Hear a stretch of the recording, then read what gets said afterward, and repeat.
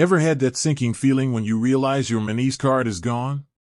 Whether it's been misplaced, dropped, or you suspect it's been stolen, that moment of panic is real.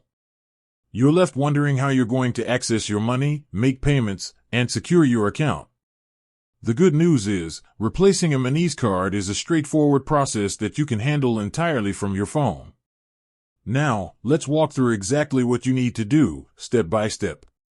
The very first thing is to block your card. This is crucial for your security. Open your Monese app and go to the card section. You'll see an option to lock card. Tap that immediately. This will prevent any unauthorized transactions. Think of it as putting a stop sign on your account.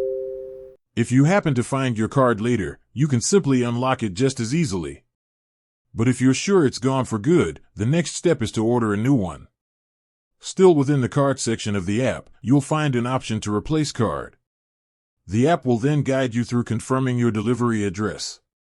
Make sure the address is correct so your new card doesn't end up somewhere else. Once you've confirmed, Monese will ship a brand new card to you. It's really that simple. You'll receive a confirmation in the app, and you can usually track the delivery status.